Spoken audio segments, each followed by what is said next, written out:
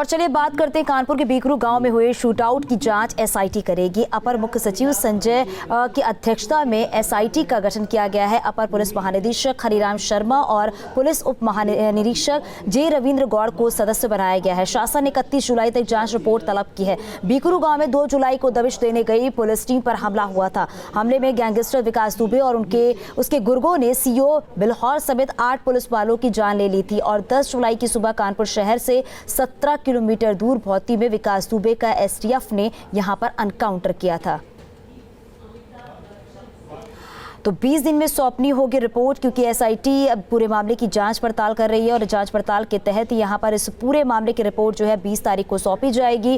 क्योंकि हमले में 8 पुलिसकर्मी जो शहीद हुए थे कानपुर शूटआउट में एसआईटी का जो गठन है उसके तहत ही अब पूरे मामले की जांच पड़ताल तफ्तीश की जा रही है और 20 तारीख तक यहाँ पर ये रिपोर्ट देनी होगी। और विकास दुबे आपको बता दें कि कानपुर से उज्जैन में ही सरेंडर किया। उसके बाद जब उसको मध्य प्रदेश से यूपी लाया जा रहा था तो कानपुर में उसका एनकाउंटर किया गया। अब इस पूरे मामले में जांच पड़ताल की जा रही है। विकास के करीबियों से भी पूछताछ की जा रही है। जांच के लिए सरकार ने यहाँ पर एसआईटी का गठन किया है और साथ ही एसटीएफ के साथ मुठभेड़ में मारा गया विकास दुबे। 10 जुलाई की सुबह हुआ था यह एनकाउंटर और 20 तारीख को इस पूरे मामले की रिपोर्ट जो है वो सौंपनी है।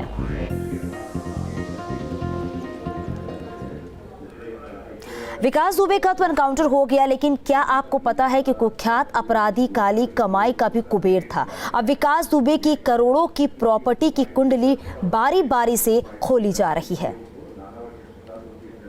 काली कमाई का कुबेर,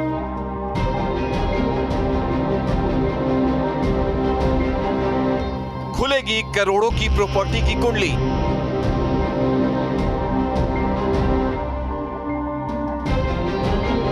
विकास के पास 200 करोड़ की संपत्ति।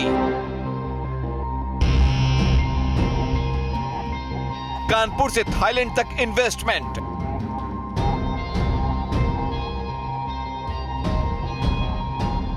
बिकरू से बैंकॉक तक दुबे का दुबई कनेक्शन। जांच में सामने आया है सूत्रों के मुताबिक कि जो विकास दुबे है उसकी 200 करोड़ रुपए से ज़्यादा की संपत्ति है।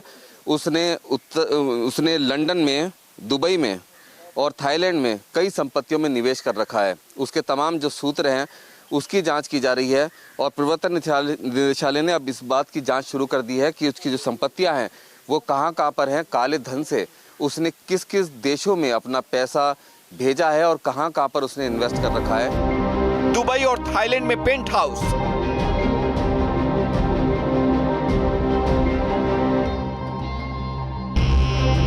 तीन साल में 15 देशों का दौरा।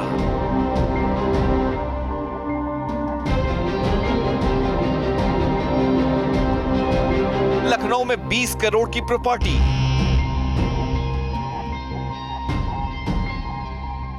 प्रवर्तन निदेशालय करेगा संपत्ति की जांच। अब विकास दुबे के खत्म होने के बाद भी उसके जो काले कारनामे हैं उसकी जांच अभी भी जारी है। अब प्रवर्तन निदेशालय जो विकास दुबे की संपत्तियों की जांच कर रहा है और जल्द ही उसके पूरे काले धन के और पाप की जो कमाई से उसने जो कुछ इकट्ठा किया था उसकी तमाम जानकारियां सामने आएंगी। कुख्यात अपराधी विकास दुबे काली कमाई का कुबेर था। बिकरू गांव में 200 बीघा जमीन, चौबेपुर में 52,000 स्क्वायर फीट की संपत्ति, कानपुर में 30 से ज्यादा प्लॉट पर कब्जा।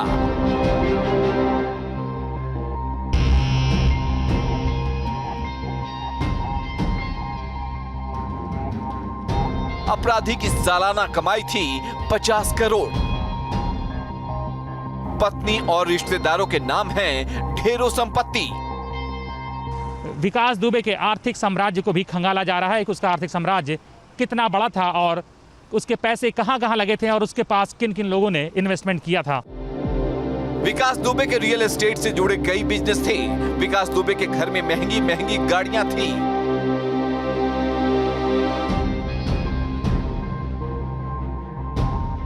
8 महीने पहले कानपुर में 5 करोड़ की प्रॉपर्टी खरीदी थी। बैंकॉक में एक होटल में भी विकास दुबे ने निवेश किया था। 12 मकान और 21 फ्लैट की चाबी थी हिस्ट्री शीटर के पास। फैक्ट्रियों से दुबे को मिलती थी रंगदारी। विकास दुबे ने रंगदारी जमीनों पर अवैध कब्जा, प्रोटेक्शन मनी और हाईवे पर चलने वाले ट्रकों का माल लूटकर करोड़ों की संपत्ति बना ली थी। इतना ही नहीं, विकास दुबे का खौफ ऐसा था कि कानपुर के आसपास की लगभग हर फैक्ट्री से उसे वसूली भी भेजी जाती थी। प्रवर्तन निदेशालय करेगा अब संपत्ति की जांच। दुबे की इन काली कमाई के फंड मैनेजर की इनकम टैक्स करेगा जांच। कानपुर से रुमानुल्लाह खान के साथ अनिल यादव, न्यूज स्टेट, लखनऊ। और अब आपको सुनाते हैं कानपुर बीकरू गांव में हुए गोलीकांड की सबसे बड़ी गवाही। विकास दुबे के मामा प्रेम प्रकाश पांडे का एनकाउंटर हो चुका है। उसकी पत्नी सुषमा ने 2 जुलाई की रात अपनी आंखों कत्लेआम देखा है और बताया कैसे सीओ देवेंद्र मिश्रा की हत्या हुई। सुनिए, चश्मदीद की आंखों देखी। बिकरू गांव में जो 8 पुलिसकर्मी शहीद हुए थे, उसके चश्मदीद हमारे साथ मौजूद हैं। मामा जिनका एनकाउंटर हो चुका है, उनकी पत्नी सुषमा जी मौजूद है हमारे साथ। क्या हुआ था उस रात को? उस रात को सर यही हुआ था, हम लोग तो सो रहे थे 12:30 बजा हो गया। सब महिलाएं सब इधर सो रही थी? सब महिलाएं उधर, बहू हमारी उधर सो रही थी, हम इधर सो रहे थे। और ये पति हमारे तो सर्विस करते ही थे, नौकरी इनकी। तो ये सीओ साहब जो थे देवेंद्र मिश्रा, वो इसी घर में कूदे थे? उसी आंगन में कूदे होंगे। वो दीवार हमारी छोटी है उधर की, वहीं सब मारे गए हैं। तो वहीं से जान बचा के ये मैं आपको दिखाना चाहूंगा। ये वो मामा का वो आंगन है जहाँ पर सीओ देवेंद्र मिश्रा अपनी जान बचाने के लिए दीवार से कूदे थे। इस आंगन में वो निकले थे। अब आगे की कहानी सुषमा जी की ज़बानी मैं सुनना चाहूँगा। सुषमा जी, वो सीओ साहब जब यहाँ पर आंगन में कूदे, उसके बाद क्या हुआ? उसके बाद सर ये वो लेटे हुए थे, बोरियां वोरियां ओढ़े। बहू बता रही थे, हम तो यहाँ थे, बहू बता रही होगी कि मम्मी हम खिड़की से झांक रहे थे कि मतलब वो बेचारे गिरे और बोरी ओढ़े थे, बोरी ओढ़े थे अपनी बचाव के लिए किनारे। तो ये इधर छत पर से किसी ने देख लिया होगा, तो बोली कि मम्मी वो कहें वो छिपा। सोई आए, बदर सब कूद के उनको जान से मार। उनका पैर भी काटा? अब पैर भी काटा। ये भैया मैंने मालूम सुन रहे हैं कि पैर काटा। तो 2 पुलिसकर्मी आपके यहाँ पर आंगन में भी तो यहाँ मरे हैं, यहाँ बिल्कुल। उनको भी उन्हीं लोगों ने मेरे सामने, अंदर हम लेटे थे यहाँ, खूब अच्छी तरह देख रहे थे। लेकिन अब चेहरा तो रात में दिखेगा नहीं, केवल किमाड़ की सांसों देख रहे थे। 2 जवान आपके यहाँ पर छुपे थे? 2 जवान यहाँ छिपे हुए थे अपनी जान बचा के। हाँ, लेकिन बस वो लोग आए, उन्होंने देख लिया। देखने के बाद उन्होंने कह दिया इन सड़ासड़ मार गए दोनों जवान, यहीं हमारे सामने दरवाजे के सामने पड़े। तो आपके सामने यहाँ पर उनको शहीद किया गया और सीओ को आपके आंगन? सीओ को हमारे आंगन में। आपके पति का इनकाउंटर हो चुका है, जबकि सर बिल्कुल आप देख सकते हैं कि ये चश्मदीद हैं जिन्होंने अपनी आंखों से वो पूरी दहशत देखी है। यहाँ पर पुलिस के 2 जवान जो अपनी जान छुपाने के लिए छुपे थे, उनको यहाँ पर शहीद किया गया और इनके सुषमा जी के आंगन में सीओ देवेंद्र मिश्रा को शहीद किया गया। बहुत ही दर्दनाक ये पूरी कहानी है। जो भी सुनता है उसके रोंगटे खड़े हो जाते हैं। और जिन्होंने, ये जो महिला हैं, चल नहीं सकती, इनके पति का एनकाउंटर भी हो चुका है, इन्होंने अपनी आंखों से उस दहशत के पलों को देखा है, जिया है और उसकी कीमत आज भी चुका रही हैं। वीडियो जर्नलिस्ट अभिजीत के साथ रुमानुल्लाह खान, बिकरू, कानपुर। विकास दुबे के एनकाउंटर के बाद बीकरू गांव के क्या हालात हैं और अब लोग क्या सोचते हैं? क्या गांव के लोगों के मन का खौफ विकास के मारे जाने के बाद खत्म हो गया है? देखिए न्यूज स्टेट संवाददाता अमित सिंह की रिपोर्ट। कुख्यात अपराधी विकास दुबे के मारे जाने के बाद उसके गांव बिकरू की तस्वीर अब कुछ जुदा सी देखने को मिल रही है। जहां तक अभी जब विकास पकड़ा नहीं गया था उसके पहले तक गांव में सन्नाटा पसरा हुआ था। पूरे गांव में गांव को छावनी बना के रखी गई थी। लेकिन अब आप देखिए तो लोग कम से कम अपने घरों के बाहर निकले हैं, बाहर बैठ रहे हैं। कोई खेती करने जा रहा है, कोई जानवर को अपने चराने जा रहा है। हालांकि अभी भी बहुत लोग यहाँ पर बोलने को बहुत कुछ तैयार नहीं है, लेकिन बावजूद उसके जो एक गांव में छोटी मोटी चहल पहल होती है वो देखने को मिल रही है। क्योंकि पहले बिल्कुल गांव में सन्नाटा था, लोग घरों के अंदर कैद थे, कोई कुछ बोलने को तैयार नहीं था। लेकिन अब पुलिस के साथ साथ अब रैपिड एक्शन फोर्स भी यहाँ पर एहतियात के तौर पर तैनात कर दी गई है और लोग भी अब घरों से बाहर निकल रहे हैं, अपने जो रोजाना के कामकाज हैं उनको पूरा कर रहे हैं। उन लोग का अब क्या सोचना है, क्या मांग है, क्या ऐसी कोई डिमांड है जो वो लोग रखना चाहते हैं? दादी ये बताइए, अब विकास दुबे तो मारा गया, क्या चाहते हैं आप लोग, क्या सोचना है उसके मारे जाने पर? चौकी बननी चाहिए यहाँ पे। हाँ चौकी बननी चाहिए। हाँ चौकी बननी चाहिए और यहाँ का कोई बड़ा गार्जियन होना चाहिए देखभाल करने के लिए। अच्छा अच्छा। रैपिड एक्शन फोर्स की टीम भी यहाँ पर मौजूद है। कई कंपनी रैपिड एक्शन फोर्स यहाँ पर बुलाई गई है एहतियात के तौर पर। थोड़ी देर पहले अभी लगातार जो पुलिस है चौबेपुर की, वो मुनादी दरअसल करवा रही थी कि अगर किसी के पास जो पुलिस से लूटे गए हथियार हैं वो है तो कम से कम पुलिस को जमा करा दे, नहीं तो उस पर कार्रवाई की जाएगी। तो तमाम ऐसी तस्वीरें हैं जो अब विकास दुबे के मारे जाने के बाद अलग तरीके से देखने को मिल रही है।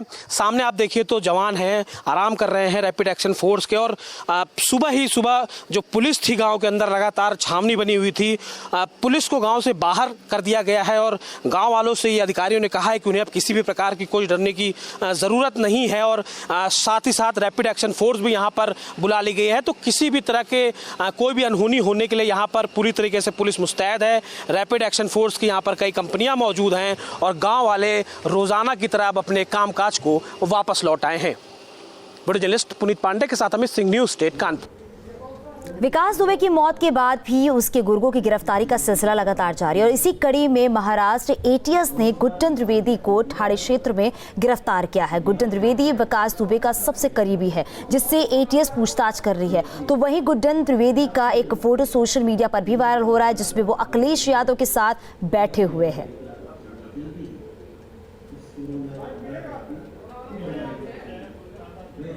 विकास दुबे तो मुठभेड़ में मारा गया, लेकिन सवाल अब ये भी बरकरार है कि उसके नेक्सस का क्या होगा जिसकी वजह से वो अब तक बसता रहा है। कानपुर के तत्कालीन एसएसपी अनंत देव तिवारी सफेद पोश नेता, उनका क्या होगा और ये लोग विकास दुबे को किस तरह से मदद करते रहे हैं, इस सवाल का जवाब अब कैसे मिलेगा।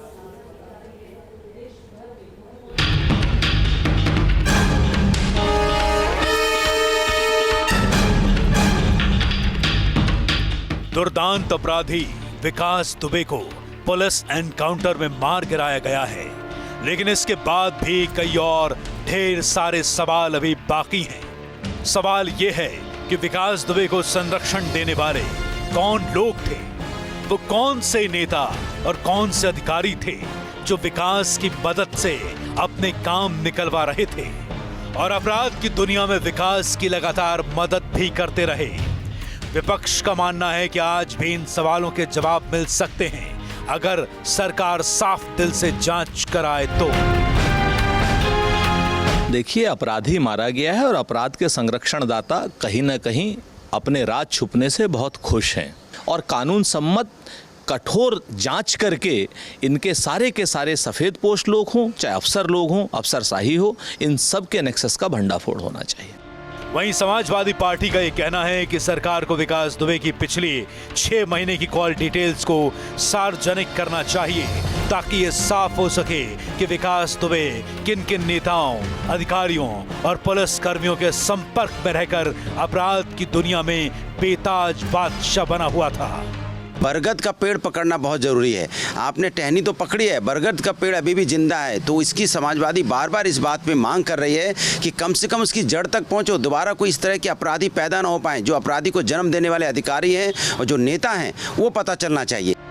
वहीं सत्ता में बैठी भारतीय जनता पार्टी की माने तो विकास दुबे को संरक्षण देने वाले लोगों को सामने लाने के लिए योगी सरकार प्रतिबद्ध है। योगी आदित्यनाथ की सरकार में, भारतीय जनता पार्टी की सरकार में कोई कितना भी रसूख वाला हो, कितनी भी पहुंच वाला हो, अगर वो अपराध में शामिल रहा है किसी भी रूप में तो उसके ऊपर भी कार्रवाई सुनिश्चित की जाएगी। जानकार तो ये भी कहते हैं कि सवाल तो बहुत सारे हैं जिनके जवाब मिल भी सकते हैं, बशर्ते इच्छा शक्ति तो दिखाई जाए। उसके बहुत से साथी हैं जो पकड़े भी गए हैं, उनसे पूछताछ हो रही है। गांव में अब तो पुलिस को गैंग का पता चल गया है ना, तो दूसरे लोगों से पूछताछ करेंगे, उससे कार्रवाई होगी। सरकार का, पुलिस का एक वर्ग ज़रूर ऐसा चाहता था कि उसको ज़िंदा लाया जाए और उससे कम से कम इस पूछताछ में ये पता चले कि सरकार में, पार्टी में, अन्य पार्टियों में भी कौन लोग थे जो उसका समर्थन कर रहे थे। जानकारों की माने तो विकास दुबे के खात्मे के साथ उसके गैंग का भी खात्मा नहीं हुआ है। विकास के 12 गुर्गे जो खूंखार अपराधी हैं, जो अभी भी पुलिस की जद से बाहर हैं, इनमें से बहुत से अपराधी विकास के राजदार रहे हैं। ऐसे में उसको आर्थिक मदद करने वाले जय वाजपेयी से लेकर उसके आकाओं की जानकारी बेहद जरूरी है। Ratish news state Lucknow. Gangster Vikas Dubey Ujjain में जिस ऑटो से घूमा था, अब विकास दुबे को घूमने वाले ऑटो के मालिक का बयान सामने आया है। उसके मुताबिक विकास देवास गेट से महाकाल तक ऑटो में गया था, लेकिन उस समय ऑटो वो नहीं बल्कि ड्राइवर बंटी चौहान चला रहा था। बंटी के परिवार का आरोप है कि बंटी 2 दिनों से घर नहीं पहुंचा है।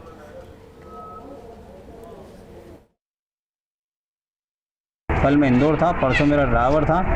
अब उनने ड्राइवर ने किसको घुमाया किसको नहीं घुमाया मेरे को तो पता नहीं है, और ड्राइवर से अभी तक मेरा संपर्क हुआ नहीं है। और थाने वाले भी मिले थे, थाने वाले लेके गए थे। अब थाने वाले ने उनसे क्या पूछा, क्या बात हुई, मेरे को अभी तक मालूम नहीं। मेरी गाड़ी अभी उसने 2 दिन ही हुए चला हुई है, परसों के रोज चलाई थी और कल के दिन बस। विकास दुबे को कहाँ से बिठाया था और कहाँ छोड़ा था, किसकी बस दुकान? ये मालूम पड़ रहा, देवास गेट से बिठाया था और ड्राइवर ने, और महाकाल लेके गया था बस। कानपुर कांड को अंजाम देने के बाद गैंगस्टर विकास दुबे को अपने फरीदाबाद में अपने रिश्तेदार के घर रुका था। शरण देने वाले के मुताबिक यहाँ पर परिवार के मुताबिक उन पर विकास की मदद करने के आरोप झूठे हैं। उन्होंने बताया कि विकास अमर और प्रभात के साथ घर में घुसा था और उसने सबको जान से मारने की धमकी दी थी। फरीदाबाद पुलिस द्वारा गिरफ्तार किए गए श्रवण की पत्नी शांति मिश्रा के मुताबिक विकास 6 जुलाई की दोपहर को होटल की तलाश में घर से निकल गया था, जबकि प्रभात और अमर 6 जुलाई की रात को घर से गए। शांति के मुताबिक इन लोगों ने घर के सारे मोबाइल अपने पास रख लिए थे, जिससे किसी से संपर्क ना कर पाए। शांति के मुताबिक उनकी बहू ने भी प्रभात का परिचय पुलिस को दिया और उसकी गिरफ्तारी करवाई।